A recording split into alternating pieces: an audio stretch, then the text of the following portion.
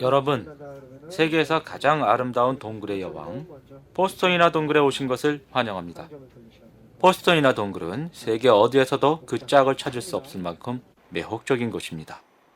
다양한 종류의 종이석과 석순, 이것들이 만들어내는 아름다움, 그리고 지하 세계에 건설된 거대한 홀을 보면 자연이 선물한 경이 앞에서 감탄이 나오지 않을 수 없습니다. 지구상의 어디에도 하나의 동굴 안에 이처럼 많은 카르스트 현상이 나타나는 곳이 없습니다. 길이가 자그마치 21km에 이르는 이 동굴은 세계에서 가장 큽니다. 또한 가장 많은 관광객이 방문하는 동굴이면서 카르스트 지형을 연구하는 카르스트 지형학의 발상지이기도 합니다. 포스톤이나 동굴은 슬로베니아의 천연기념물로 보호되고 있으면서 슬로베니아는 물론 국제적으로도 카르스트 환경의 상징으로 잘 알려져 있습니다. 이 거대하고 신비한 지하세계에 동굴 네트워크를 만든 것은 무엇이었을까요? 그것은 피우카 강이었습니다. 이 강은 우리의 관람이 시작되는 입구의 건물 앞 광장에서 내려다볼 수 있는데 우리는 여기서 강이 바위 틈 사이로 흘러 지하로 사라지는 것을 발견할 수 있습니다. 이 지점 직전까지는 강이 바위 위로 흐르는데 이것은 물에 녹지 않는 플릿이 바위 위로 흐르기 때문에 생기는 현상입니다.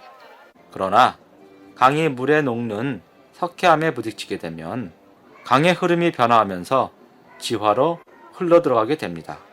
지구에서 공룡이 어슬렁거리고 있던 70만 년 전쯤에 생긴 석회암에 강이 스며들면서 수천 년에 걸쳐 동굴화가 이루어져 현재의 형태가 되었습니다. 포스톤이나 동굴의 석회암층은 세계에서 가장 굵은데 그 길이는 6km에 이른다고 합니다. 피우카 강은 시간이 지나면서 점점 더 낮은 지층으로 이동하여 현재는 보이지 않지만 동굴 아래쪽에서 여전히 흐르고 있습니다. 위쪽에서는 말라버린 옛 물길의 흔적을 볼 수 있습니다. 우리는 오늘 자취만 남아있는 몇몇 물길을 지나갈 예정입니다. 빗물이 지상에서 지하로 흘러 석회암을 녹이고 이 녹은 석회암에 스며든 물방울이 마르면서 물방울 속에 있었던 아주 적은 양의 석회들이 굳어서 아주 천천히 종류석과 석순이 만들어집니다. 우리가 보는 이 놀라운 종류석과 석순은 물방울들이 몇 만 년에 걸쳐 쌓이면서 만들어낸 동화입니다. 이처럼 감동적인 돌 세계의 동화는 우리 눈에는 보이지 않지만 아직도 지필 중에 있습니다. 우리에게는 이 매혹적인 세계를 보호하여 이 감동을 후세에 전해줄 의미가 있습니다. 동굴의 입구 앞에는 1928년에 세워진 얌스키 드보레츠, 즉 한국어로 동굴저택이라는 이름을 가진 인상적인 건물이 있습니다. 우리는 이제 아치형 구조물 밑을 지나면서 2세기 넘게 전 세계 사람들이 찾았던 포스톤이나 동굴 관람을 시작하게 됩니다. 포스톤이나 동굴은 200년 넘게 방문하는 사람들을 즐겁게 해 주었습니다. 여기에 신세계가 있다. 여기에 파라다이스가 있다. 루카체추가 외쳤습니다. 루카체추는 1818년에 당시까지 알고 있었던 것보다 훨씬 안쪽까지 동굴이 있다는 것을 처음으로 발견했습니다. 동굴에서 조명사로 일하고 있던 루카체추는 오스트리아 황제 프란츠 1세의 포스토이나 동굴 방문에 대비해 채비를 하다가 이전에 하찮게 생각했던 동굴 안쪽에 거대한 공간이 숨겨져 있는 것을 발견했습니다. 이 새롭고 매혹적인 지하세계의 발견에 대한 소식은 전 세계에 알려졌고 그 후 각국의 황제나 국왕, 저명한 연구자, 일반인에 이르기까지 3,400만 명 이상이 방문했습니다. 19세기에는 유럽 귀족 사이에서 포스톤이나 동굴에 방문하는 것이 일종의 붐을 이루었습니다. 오스트리아의 왕가인 합스부르크 왕가와 당시 다른 유럽 왕족들 대부분이 포스토니아로 발길을 옮겼습니다. 당시 유럽 왕족과 귀족들에게 포스톤이나 동굴 방문은 일종의 체면치레이기도 했습니다. 합스부르크 왕가의 프란츠 요제프는 2차례나 포스토니아를 방문했습니다. 카르멘 실바라는 필명을 가졌던 한 왕녀는 자신의 비망록에 지하세계에는 또 하나의 동화 속 왕국이 있다고 썼습니다. 가장 최근에 포스토니아 동굴 방문한 왕족은 모나코 왕자인 엘버트 2세입니다. 여러분도 포스토니아 동굴을 즐기실 것입니다. 우리는 앞으로 길을 따라 가면서 중요한 곳을 골라 소개할 것입니다. 오디오 가이드 사용 방법이 궁금하시면 999를 눌러 주십시오. 포스토니아 동굴 관람은 1시간 반이 소요됩니다. 이 여행에서 즐거운 일 중 하나는 광상용 기차를 타는 것입니다. 이 기찻길은 현재 동굴 안에 세워진 기찻길 중에서 세계에서 유일하게 복선 기찻길입니다. 관람은 5km 길을 따라서 이루어집니다. 처음 2km는 광석용 열차를 타고 이동합니다. 그리고 동굴에서 가장 흥미로운 1.5km를 걸어서 관람하게 됩니다. 그런 다음에는 다시 출구까지 광석용 열차를 타고 돌아오게 됩니다. 동굴의 온도는 영준 변함없이 10도입니다. 상대 습도 98%이므로 조금 쌀쌀하게 느껴질 수 있습니다. 동굴 내의 공기는 항상 순환하는데 여름에는 동굴 내부에서 차가운 바람이 붑니다. 겨울에는 외부에서 동굴 내로 찬 공기가 흐르고 동굴에서 따뜻한 공기를 외부로 보냅니다. 특히 여름철에는 쌀쌀함을 느끼는 분들을 위하여 이곳에서 옷을 대여하고 있습니다. 문의사항이나 질문이 있으시면 가이드에게 언제든지 말씀을 해주셨으면 합니다. 드디어 우리는 광산역 열차를 타고 포스토이나 동굴의 환상 속으로 들어갈 것입니다. 여러분의 안전을 위해 몇 가지 규칙을 지켜주셨으면 합니다. 광산역 열차의 운전 중에는 열차 본체에 기대거나 손과 발을 열차 밖으로 내는 행위는 하지 말아 주십시오.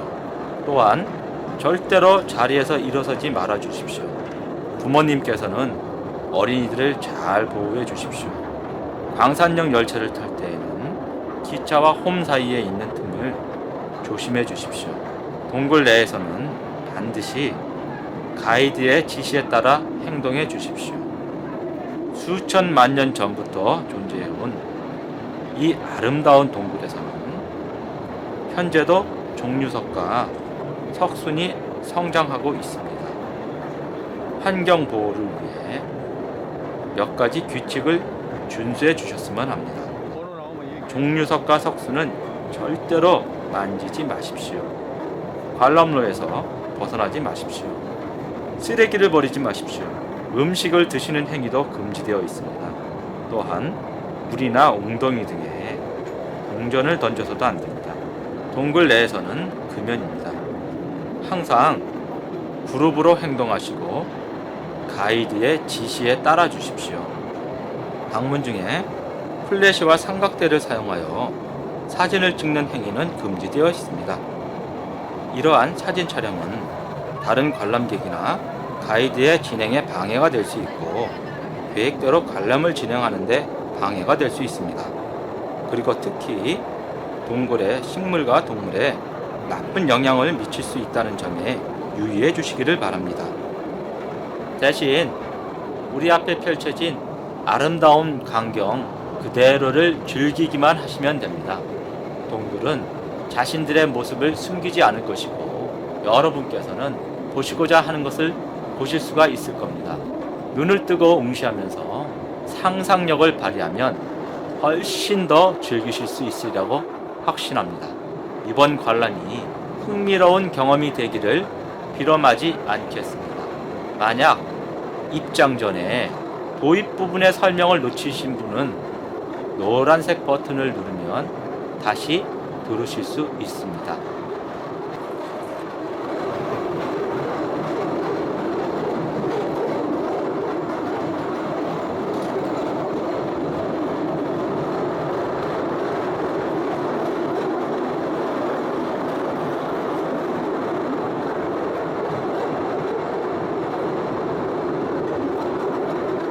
이제 열차를 타고 가면서 서서히 외부 세계를 잊고 동굴의 매력에 빠져보십시오. 이제 우리 눈앞에 지하 세계의 아름다운 광경이 펼쳐지기 시작합니다. 아름답게 빛나고 있는 지하 세계에는 벨리카 고라, 즉 한국어로 거대한 산이 있습니다. 우선 거기에 올라갈 것입니다. 광상용 열차가 지나가고 있는 지하도에는 그 옛날에 피우카 강이 흐르고 있습니다. 발견 당시에는 걸어서 다닐 수밖에 없었기 때문에 투어는 4시간이나 걸렸습니다. 1872년에 동굴의 철도가 건설되면서부터 기차를 타고 이동할 수 있게 됐습니다. 가이드가 밟아서 움직였고 관람석이 고작 2자리밖에 없었던 작은 기차였습니다. 광상용 기차를 타고 가면서 여러분들은 상들리에가 있는 댄스홀을 주의를 기울여 보십시오. 이 상들리에는 저 유명한 베네치아 무라노 유리로 이루어져 있습니다. 이 홀에서는 19세기 중반부터 우아한 사구 파티가 이루어져 왔습니다. 이곳이 바로 오케스트라 연주에 맞춰 춤을 추는 댄스 파티가 열렸던 곳입니다. 댄스 파티의 멀고 가까움을 가리지 않고 많은 사람들이 참가했습니다. 벨리카산을 오르는 데는 약 5분 정도 걸립니다. 올라가면서 아름다운 종류석과 석순을 볼 수 있습니다. 종류석과 석순은 하나하나가 경이가 창리의 대상이라 합니다. 이들이 성장하는 데는 엄청난 시간이 걸립니다. 고대 이집트 쿠푸왕의 피라미드가 건설되는 후에 자란 길이는 고작 25cm밖에 되지 않습니다. 인류가 처음으로 달에 걸음을 내디딘 순간부터 따지면 몇 밀리밖에 되지 않습니다. 조금 있다가 힘을 내서 벨리카산에 올라가 보겠습니다. 여기서 잠깐 여러분께 부탁을 드리고자 합니다. 관람 중에는 반드시 일행과 같이 움직여 주십시오. 관람 중에는 뒤처지거나 마음대로 일행에서 이탈하지 말아 주십시오. 그리고 중간에 잠시 전기가 꺼질 수 있습니다. 이때 놀라지 마십시오. 이것은 이 동굴의 첫 발견자가 한 것과 같은 진짜 동굴 체험을 위한 것입니다.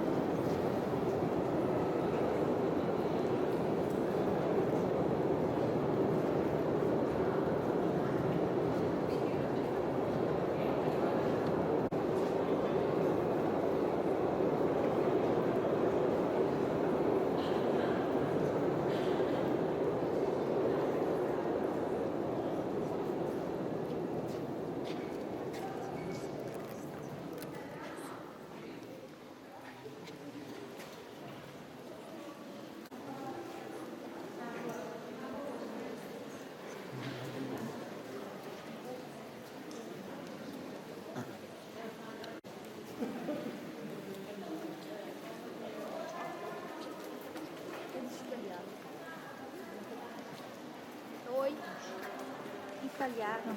Ah, italiano, allora va la sua.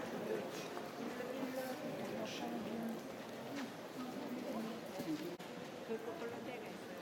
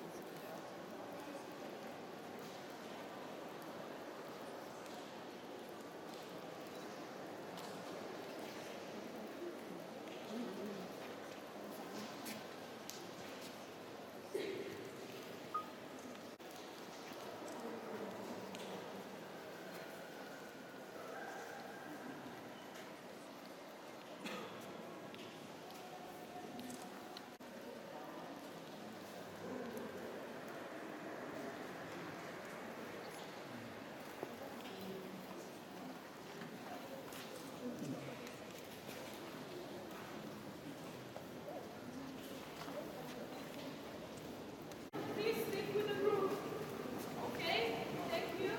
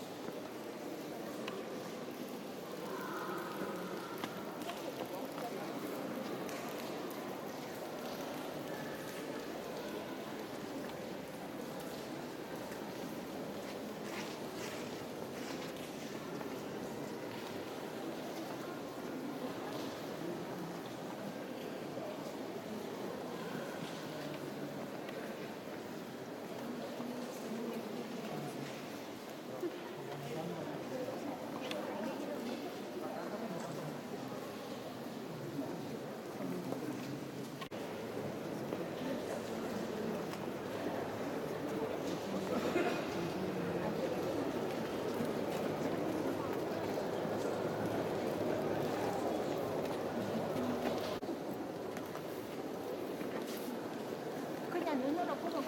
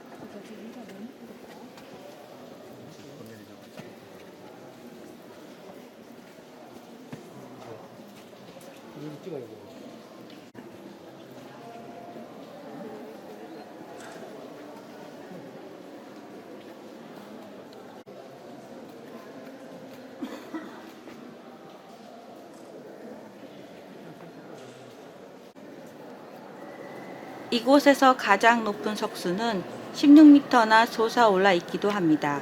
이 석수는 높고도 넓은 공간으로부터 물방울이 천장에서 바닥에 떨어져 튀면서 만들어집니다.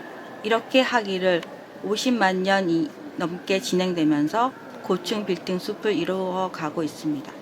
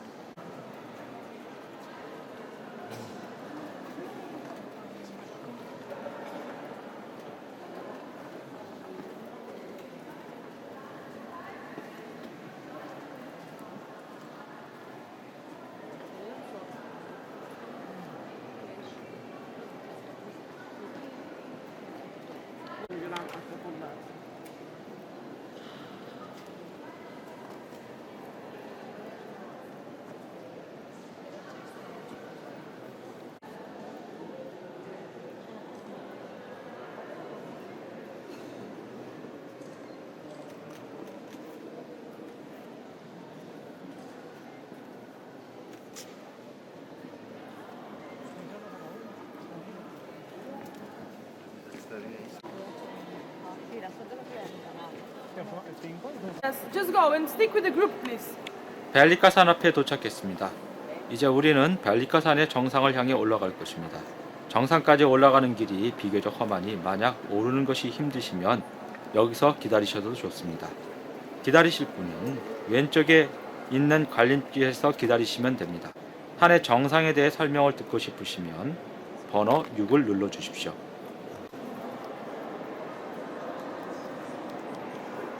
수고하셨습니다. 동굴에서 가장 높은 장소에 도착했습니다.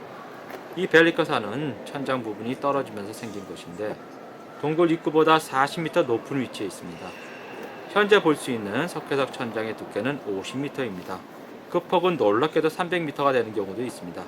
이 천장을 지지하는 기둥이 있는 것은 아니지만 현재는 매우 안정적이고 무너질 염려가 없으니 안심하십시오. 거대한 둥근 천장 아래에 이렇게 다양한 종류석과 석순이 존재하는 동굴은 세계적으로 봐도 매우 드문 편에 속합니다. 이것들은 같은 모양이 하나도 없습니다. 그런데 종류석과 석순은 어떻게 형성되는 것일까요? 천장에 석회하면 틈이 있는데 이 틈이야말로 종류석과 석순이 만들어지기 위한 첫 번째 조건입니다. 이 틈을 통해서 빗물이 새어 비교적 높은 위치에서 지상에 떨어지기 때문에 이 작은 물방울이 튀면서 아주 적은 양의 탄산칼슘 결정이 남아있게 됩니다. 두 번째 조건은 물의 성분입니다. 빗물에는 이산화탄소가 있는데 이산화탄소는 약산성이기 때문에 석회함을 노립니다. 그런데 동굴 내에서는 이산화탄소의 비율이 매우 적기 때문에 이산화탄소가 물에서 쉽게 분리됩니다. 이 현상을 쉽게 설명하면 샴페인을 열 때 샴페인 속에 있었던 가스가 푸슈슈 소리를 내면서 순식간에 물과 분리되는 것과 같습니다. 이렇게 해서 이산화탄소가 물에서 분리하면 물에 녹은 석회함이 탄산칼슘 결정으로 땅에 쌓입니다. 종류석과 석순의 모양에 영향을 주는 요소들은 여러 가지가 있습니다. 표면의 특성, 녹은 탄산 칼슘의 양, 강수량과 빗방울의 낙하 등이 그것입니다. 동굴 바닥, 벽, 바위에는 커튼 종류석이라고 하는 딱딱한 껍질이 있습니다. 그러면서 종류석과 석순은 어떻게 다를까요? 천장에 고드름처럼 매달려 있는 것이 종유석이고 바닥으로부터 솟아오르는 것이 석순입니다. 석순이란 이름은 죽순과 비슷해서 생긴 이름입니다. 이 둘이 만나면 하나의 기둥이 만들어지는데 이것을 석주, 즉 돌기둥이라고 합니다. 모양과 새석뿐만 아니라 나이에 따라서도 종석과 석순을 구분할 수 있습니다. 포스토니아 동굴에서 연구된 종석과 석순 중 가장 오래된 것은 50만 년 전 이전으로 거슬러 올라갑니다. 종석과 석순의 성장은 매우 많은 시간을 필요로 합니다. 전문가에 따르면 이들의 성장은 물이 떨어지는 강도에 따라 달라지기는 하지만 100년 동안 자라야 겨우 최대 1cm밖에 되지 않는다고 합니다. 아래로 내려가면서 우리는 루스키 모스트, 즉 러시아 다리와 천장을 덮은 아름다운 커튼 모양의 종유석을 보게 될 것입니다. 여기서 레페 라마까지 몇 분 걸리지 않습니다.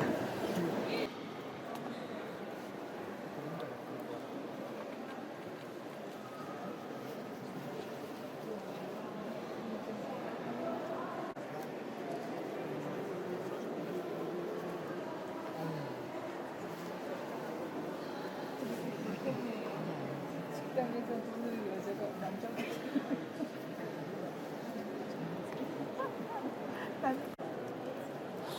5번은 안 보였지. 5번은 안 보이는데 그냥 설명. 6번까지밖에 안 했는데 5번은 못 봤는데. 어. 어?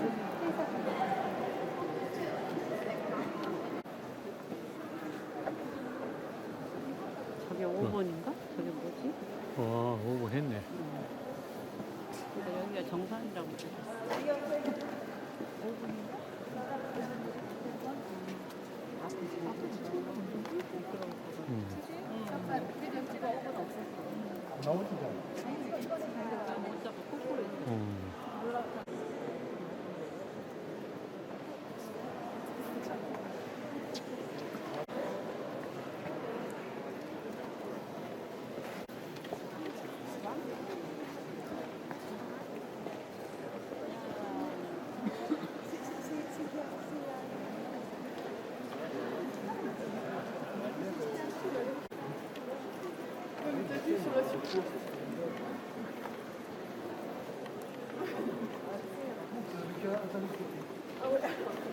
Tu quoi? Tout le monde meurt.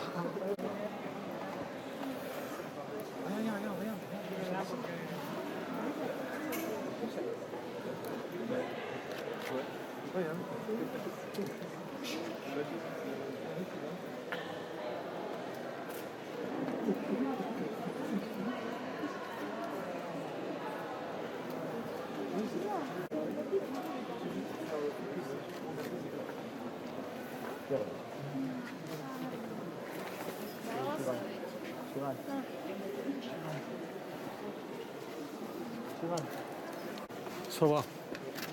응? Trebuie fejemben ezt tudni.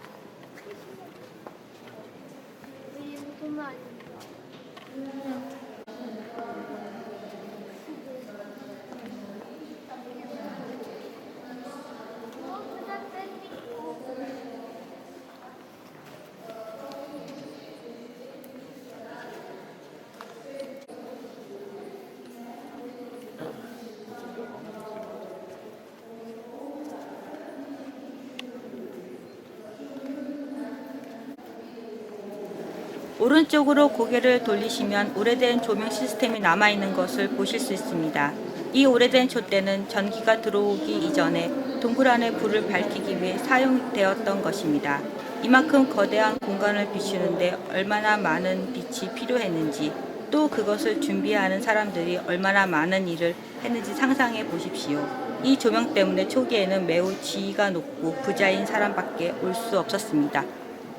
동굴 내 관람이 시작됐던 초기에는 초와 횃불을 사용했기 때문에 이 근처의 벽은 아직도 검게 그을려 있습니다. 그러다가 1883년 포스토니아 동굴에 마침내 전기 조명이 설치되었습니다. 이것은 런던에 전기가 들어오기 3년 전의 일이었습니다. 이처럼 오스트리아 헝가리 이중제국의 시골에 있던 작은 마을에서는 당시 수도에서 제공되지 않았던 것을 제공하고 있었습니다. 신비로 가득 찬 동굴의 모습을 보기 위해서 사람들은 아주 일찍부터 최첨단 기술, 즉 전기 조명과 기차를 들여왔던 것입니다.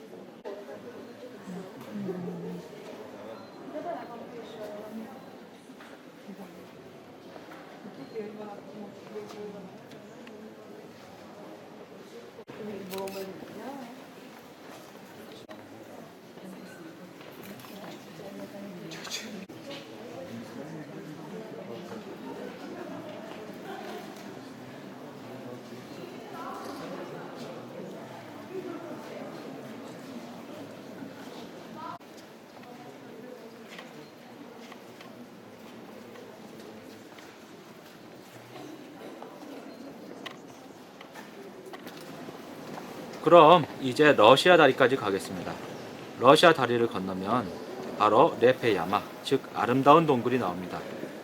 천장 위로 흘러 만들어진 커튼 종유석의 중간쯤에는 빨간 튤립꽃 모양을 하고 있는 종유석이 반짝이고 있는 모습을 보실 수 있을 겁니다. 아름다운 동굴로 들어가기 위해서 원래는 낮은 위치에 있는 수직의 좁은 지하도를 이용해야 했습니다. 원래의 입구는 1891년 엔트런 슬로베니아 동굴협회 위원들이 발견하고 1926년에 관람용으로 정비되었던 것입니다. 러시아 다리라는 이름은 1차 세계대전에서 포로가 된 러시아 병사가 만든 데서 유래되었어요. 지금은 이 다리를 건너 동굴에서 가장 아름다운 장소에 들어옵니다. 여기에서는 횃불이나 촛불 등이 사용되지 않았기 때문에 그름 같은 것이 없습니다. 덕분에 동굴은 아름다운 흰색을 유지하고 있습니다. 잠깐 쉿 나보기가 역겨워 가실 때는 사뿐히 들여밟고 가시옵소서. 우리 바로 밑 깊은 곳에서 용이 잠을 자고 있습니다. 조금만 상상력을 발휘하시면 피사의 사탑을 닮은 종유석을 볼 수 있습니다. 오디오 가이드의 설명에 맞추기 위해 아름다운 동굴 관람 중에는 멈추지 않고 일정한 속도로 걸어가는 것이 중요합니다.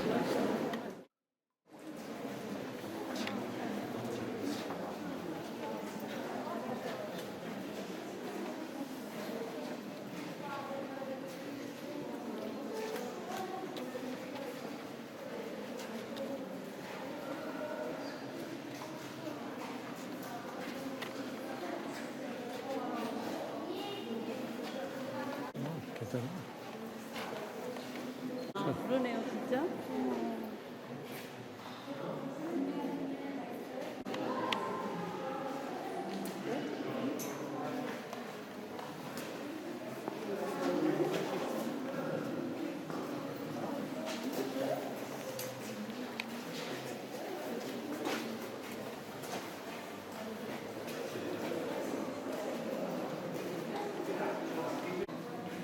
저 뒤에 그 안내인이 따로.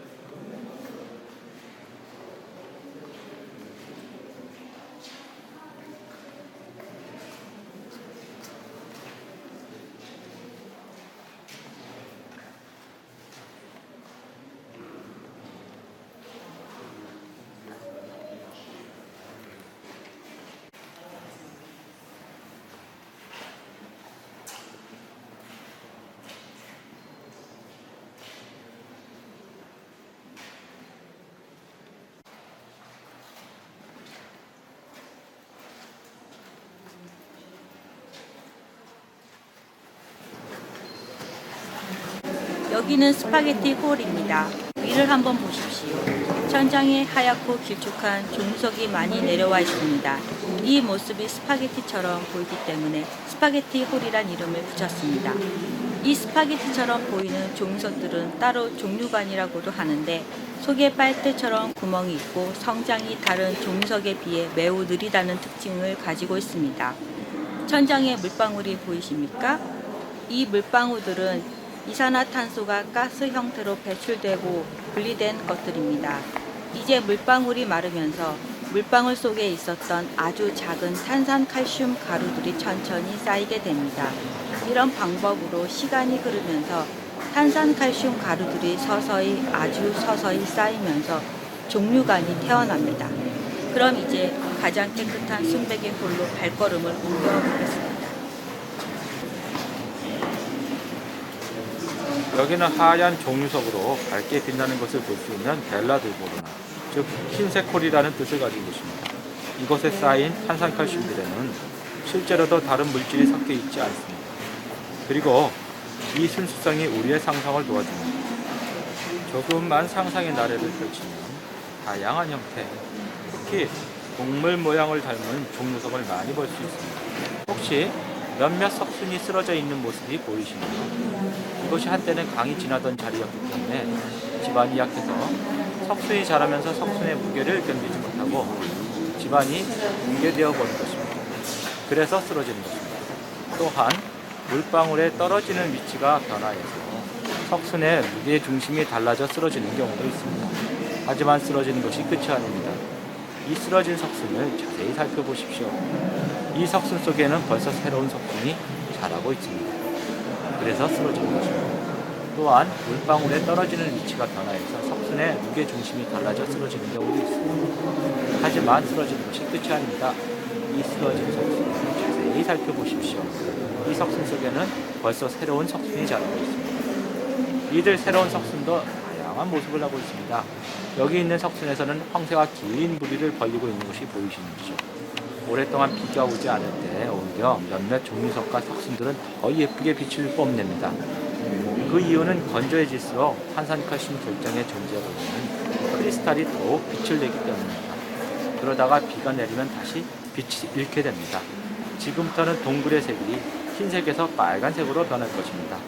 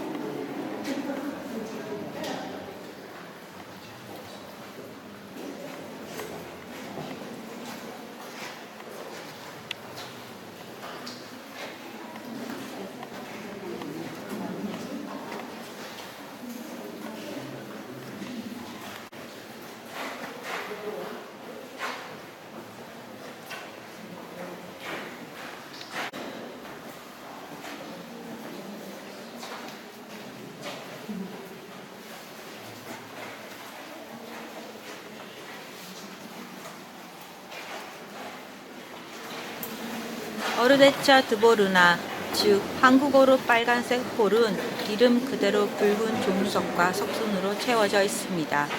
색상은 물에 포함되어 있는 물질의 종류와 양에 따라 다르게 나타납니다. 빨간색은 철과 점토에 의해서, 쥐색과 검은색은 망간과 같은 요소에 의해서 색을 내고 있습니다. 흰색은 탄산칼슘에 다른 물질이 포함되어 있지 않은 것입니다. 바닥을 이루고 있는 성분들이 통일되어 있지 않기 때문에 물방울에 포함된 물질도 항상 변화합니다. 그 결과로 인해서 커튼 종류석은 줄무늬가 많습니다. 동굴에서 볼 수 있는 또 다른 재미있는 볼거리는 다양한 형태로 나타나는 림스톤 웅덩이입니다. 림스톤 웅덩이는 어떻게 만들어질까요? 동굴 바닥의 경사면에 전체적으로 소량의 물이 흐르고 돌기하는 곳에 이르러 부딪히게 되면 물에 공기가 들어가게 되면서 탄산칼슘들이 서서히 쌓이게 됩니다. 여기서 잠깐 한 가지 부탁드릴 게 있습니다. 웅덩이에는 절대로 동전을 던지지 마십시오. 동전이 산화되면서 물이 오염되기 때문입니다. 우리는 별 생각 없이 동전을 던지지만 미생물들에게는 목숨이 왔다 갔다 할 정도로 위험한 행위입니다.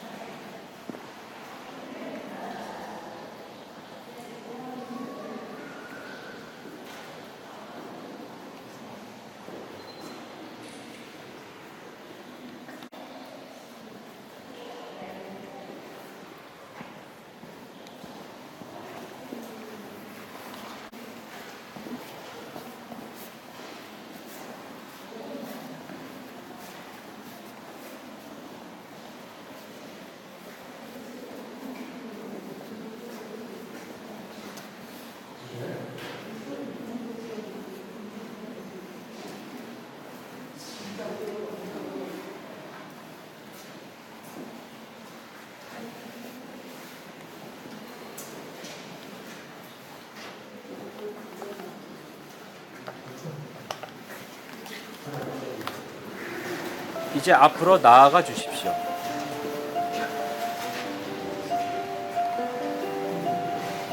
두 개의 길쭉한 석순이 드라마틱하게 돋보이는 파라다이스의 입구입니다. 이 종류석 사이를 통해서 네페 야마, 즉 아름다운 동굴의 안쪽으로 들어가겠습니다. 여기가 바로 파라다이스입니다. 여기서 우리는 마침내 종류석과 석순이 하나로 합쳐지고 있는 것을 보게 됩니다. 어떻습니까? 둘이 결합한 것처럼 보이시나요? 그러나 실제로는 자세히 보면 이 두 종류석 사이에는 몇 센티미터의 거리가 있습니다. 이 거리가 줄어들어 결합하기까지는 앞으로 100년 이상, 심지어는 1000년 이상 걸릴 수도 있습니다.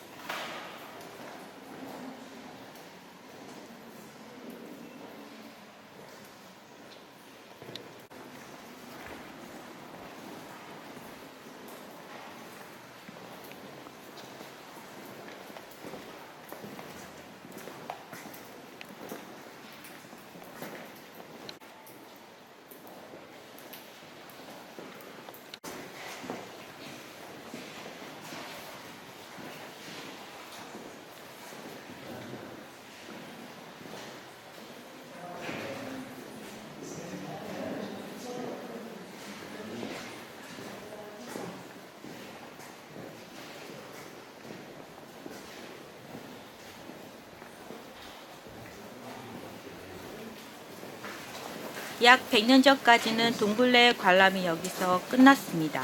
꽤 불편한 일이었습니다.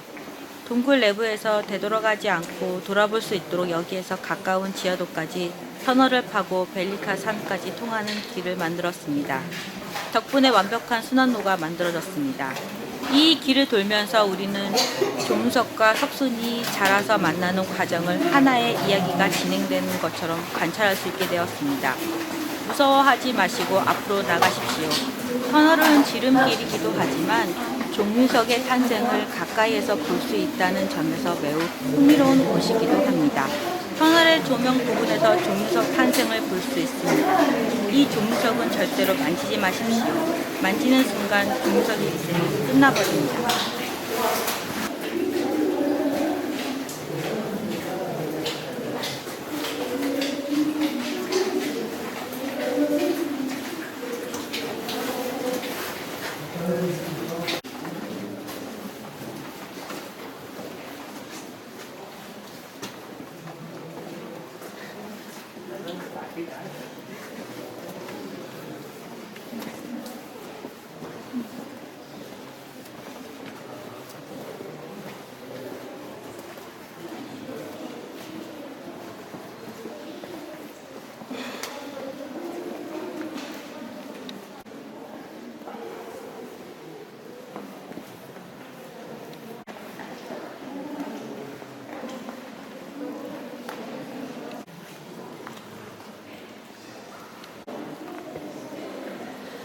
잠깐만요.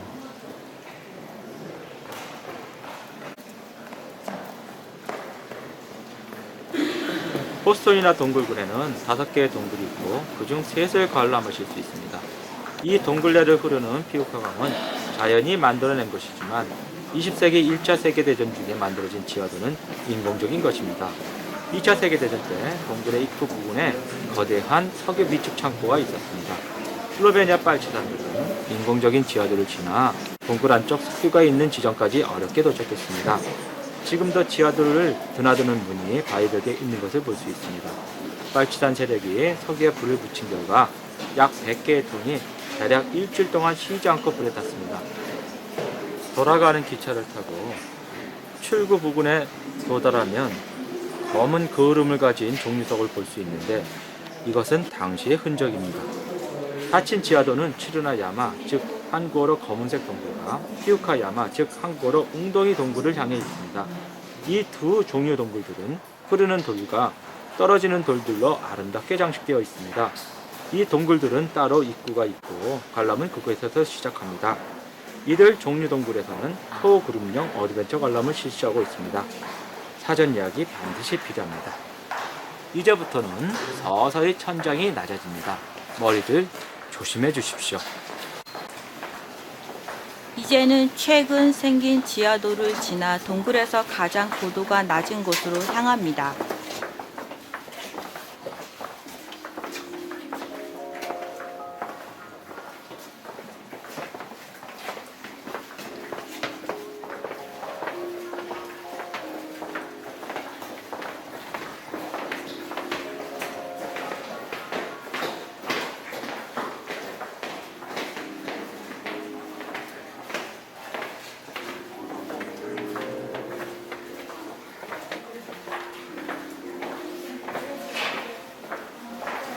이곳의 벽과 천장을 살펴보십시오.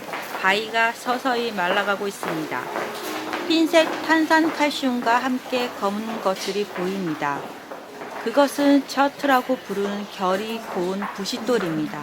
처트는 두꺼운 불침투성 돌바위층에 있기 때문에 처트가 있는 곳에 종류석과 석순이 거의 보이지 않습니다. 이 근처에는 전설에 나오는 동굴의 용이 자는 동굴이 있다고 합니다. 먼 옛날 보스토니아 동굴에는 양고기, 송아지, 어린 처녀를 개걸스럽게 먹던 용이 있었습니다. 그런데 어느 날 모험을 즐기는 젊은 야곱이 용을 찾아왔습니다. 송아지 가죽을 구해서 그 안에 석회를 넣어 채운 뒤 용의 동굴 앞에 두었습니다. 마침 배가 비어있던 용은 그것을 순식간에 먹어치웠고 갈증이 나기 시작하자 많은 양의 물을 마셨습니다. 물과 석회가 용이의 배에서 혼합하면서 폭발해버려 용이의 몸이 산산조각이 나면서 곳곳에 흩어져 버렸습니다. 동굴 주위에 사는 농부들은 큰 비가 오고 나서 며칠이 지나며 동굴에서 흘러나온 물에 이상하게 생긴 작은 동물들이 휩쓸려 나오는 것을 보았습니다. 사람들은 이것들이 전설에 나오는 굶주린 용의 새끼일 것이라고 확신했습니다. 현재 동물은 프로테우스라는 이름으로 알려져 있습니다. 우리는 나중에 이 동물을 보게 됩니다.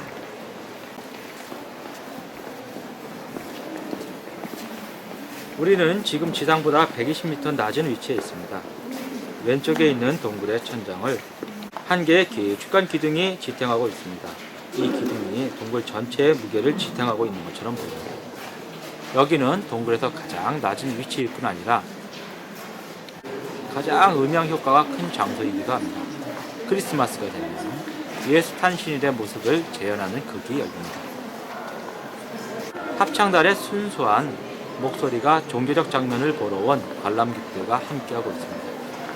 이곳에서 그게 메인이 되는 예수의 탄생 장면이 연기됩니다.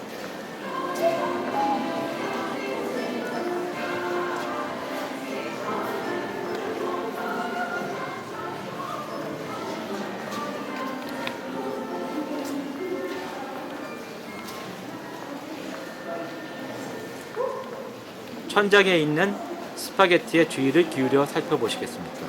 우리는 한 층을 걸어서 내려왔습니다. 그리고 정확히 지금 스파게티 홀 바로 아래에 와 있습니다. 가장 높은 위치에 있는 벨리카산과 가장 낮은 위치에 있는 이곳의 고도 차이는 60m입니다. 우리는 이제 네페 동굴로 들어갈 때 건넜던 다리 아래를 지나갑니다.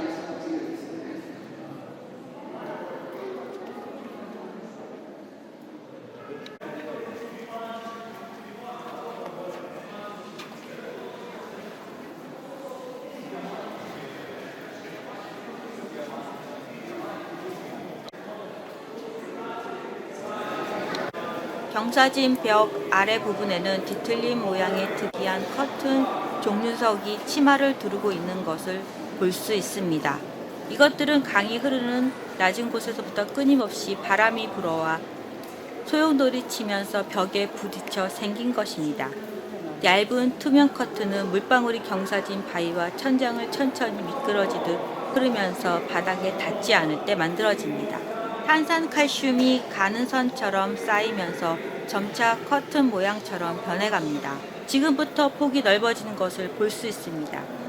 길이 오른쪽 중간에 뭔가 아름답게 솟아올라 있는 것을 보실 수 있습니다. 이것을 두고 어떤 분들은 여물통 같다고 하기도 하고 어떤 분들은 텐트 같다고 하기도 합니다. 물론 다른 것처럼 보인다고 말씀하시는 분도 있습니다. 이곳에 사는 사람들은 이곳의 지역 특산품인 판체타 베이컨처럼 보인다고 합니다. 그리고 지금 중요한 순간이 다가오고 있습니다. 우리는 곧 이 동굴의 중요한 상징 두 가지를 보게 됩니다. 석주와 브릴리언트.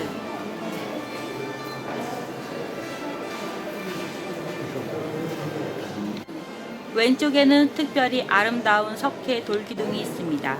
그 오른쪽에 있는 석수는 특별히 브릴리언트라고 부르는데 눈처럼 새하얀 탄산칼슘으로 이루어져 있기 때문에 이름 그대로 반짝반짝 빛나고 있습니다. 오달리스크화에 보이는 미녀의 피부처럼 하얗고 아름답기가 그지없습니다. 이 자연의 예술작품은 아직도 완성되지 않았습니다. 그리고 현재도 여전히 자라고 있습니다. 이 두 상징은 깜깜한 동굴에서 물방울이 떨어지면서 스스로 만들어졌습니다. 이 두 상징의 뒤편으로 해서 왼쪽으로 보면 벽에 또 다른 신비한 커튼 종류석이 기다리고 있습니다. 오르간 같은 것이 보이십니까? 또한 천장에 있는 얇은 종류석을 자세히 한번 살펴보십시오. 이 아름다움은 포스토니아 동굴에서 뿐만 아니라 세계적으로 찾기 어려운 숨막힐 듯한 광경입니다.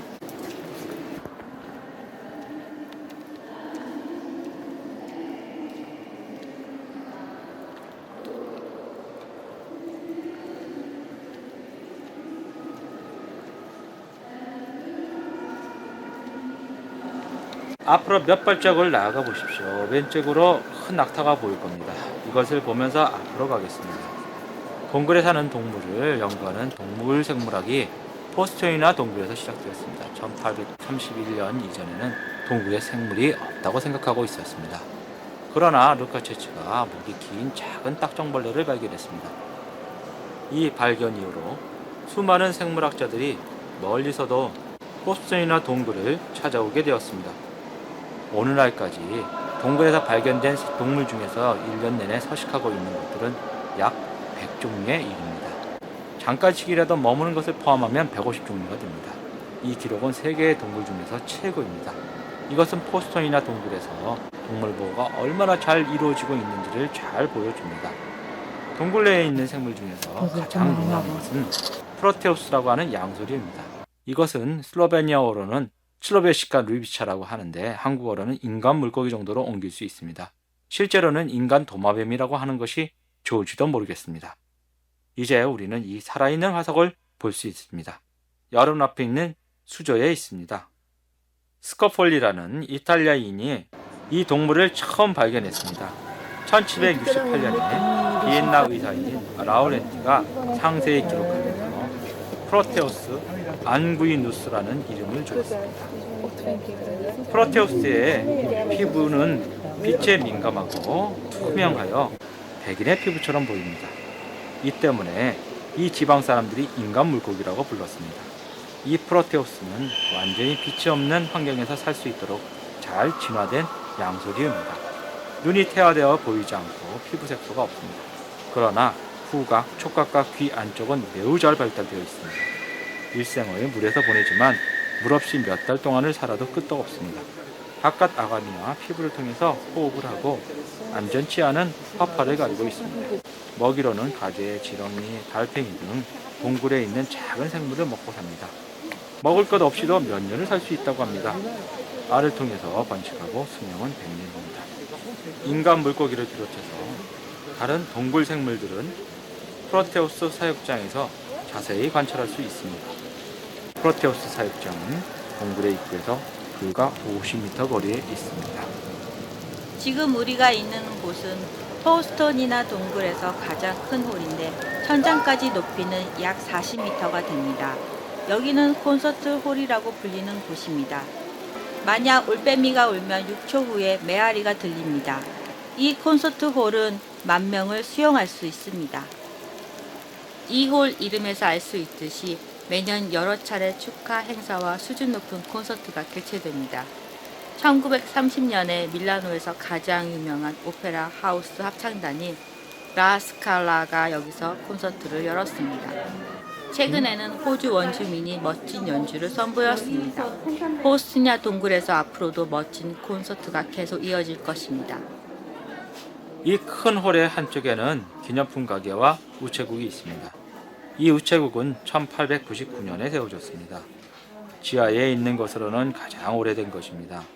이 우체국만의 특별한 스탬프와 우표가 있으니 이번 기회에 여러분의 가족이나 친구에게 엽서를 보내보면 어떻겠습니까?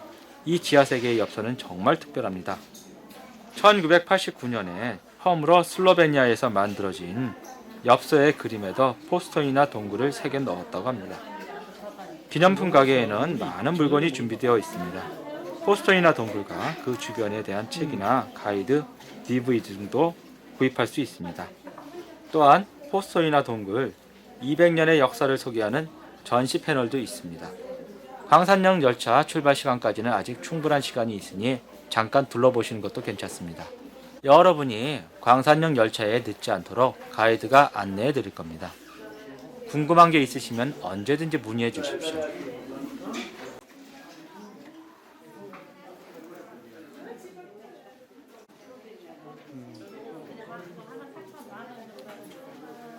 됐어.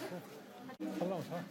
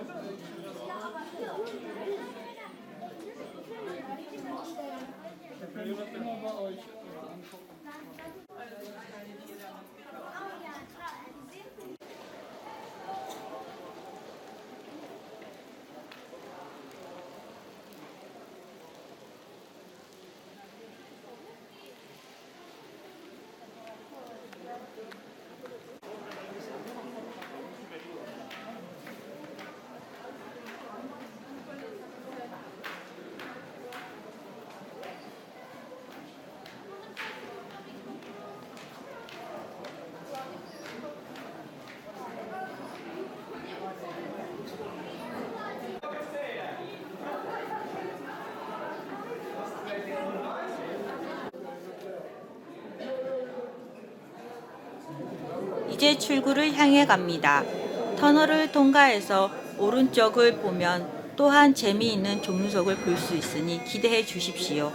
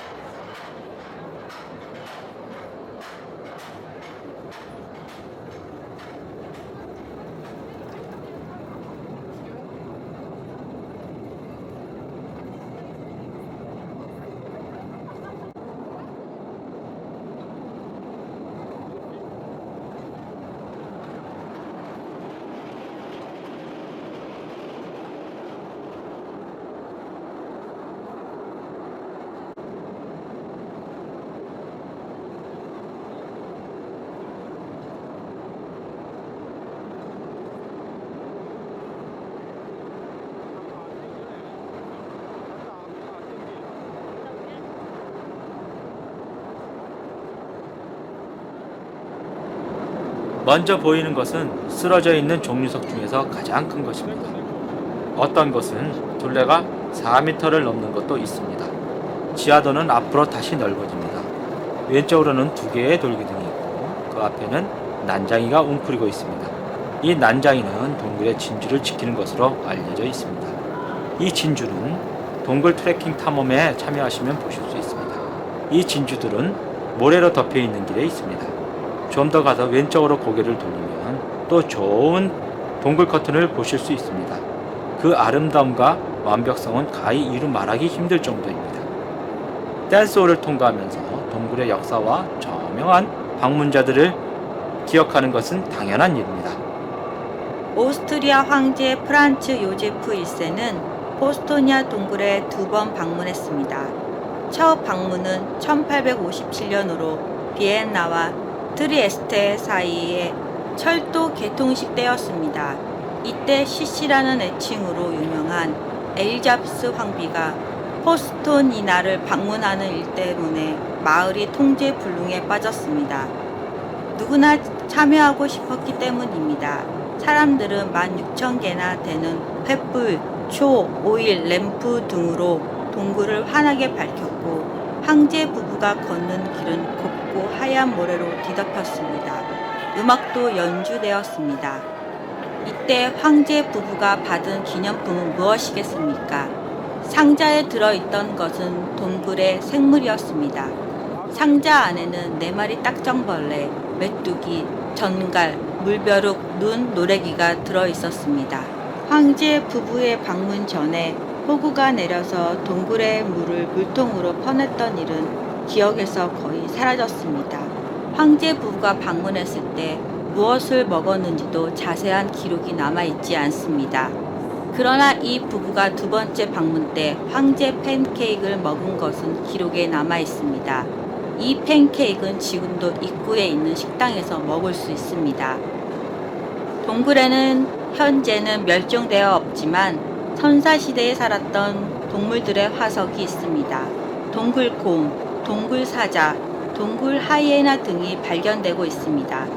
그리고 인간이 사용하고 있던 석기류나 다른 흔적도 발견되었습니다.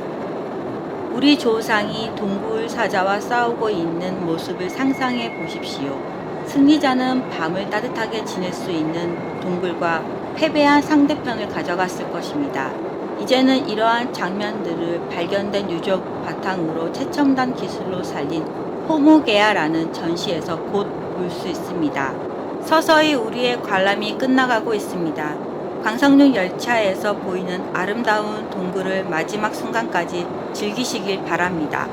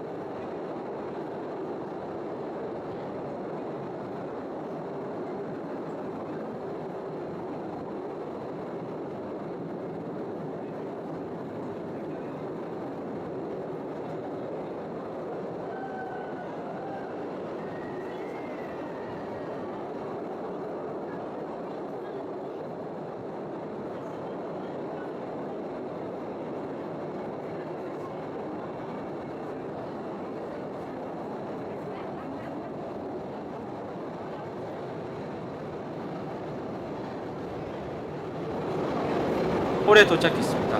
동굴의 지하도가 지금처럼 완전히 발견되지 않았던 시대에는 이 홀이 주된 관람 대상이었습니다. 지금은 전기 조명이 환하게 켜 있어서 당시 이 홀이 사람들에게 어떤 모습으로 비춰졌을지 현재의 우리로서는 상상하기가 쉽지 않습니다. 그렇지만 당시 대부분의 사람들이 불타는 건초 위에 비친 바위벽, 자연다리, 강, 환상적인 천장 등의 모습에 감동했을 것임은 쉽게 상상할 수 있습니다. 피우카 강은 여기서부터 지하로 사라져 땅 아래에서 계속 흐르게 됩니다. 플라니나 동굴에서 낙강과 합류하고 하루에 가서는 바깥으로 흘러나와 우니차강이 되어 흐릅니다. 밑을 보십시오. 옛날 관람길이었던 다리의 유적과 계단을 보실 수 있을 것입니다. 그 계단 위에서 루카체치는 내부 세계로 이어지는 지하도를 발견했습니다. 이것은 1818년의 일이었습니다. 또한 이 홀 옆의 지하도 중 하나에는 동굴에서 발견된 것 중에서 가장 오래된 800년 전 사인이 있습니다. 이제 우리의 관람이 거의 끝날 때가 되었습니다. 여러분께서 분명히 포스토니아 동굴에 대해서 알고 싶은 것이 많아지셨을 것이라 봅니다. 포스토니아 동굴의 기념품을 찾으신다면 길가에 있는 선물 가게에서 구입하실 수 있습니다. 이곳에서는 포스토니아 동굴과 그 주변에 대한 책이나 가이드, DVD를 구입할 수 있습니다. 특별한 라벨이 붙은 지역 특산품도 가족이나 친구에게 좋은 선물이 될 것입니다. 이제는 다시 지상세계로 돌아가실 때가 되었습니다.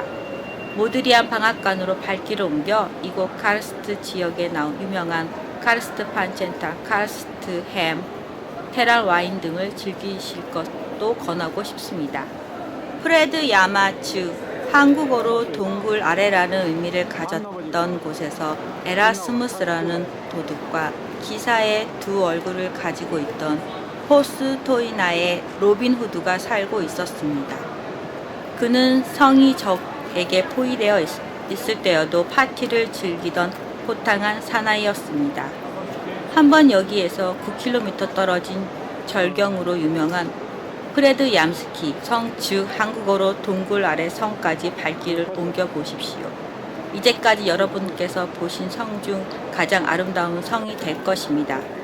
긴 이야기를 듣고 배가 고프신 분께는 황제 팬케이크가 있는 얌스키 드보레츠 레스토랑이나 동굴 입구에 있는 스낵점을 추천하고 싶습니다.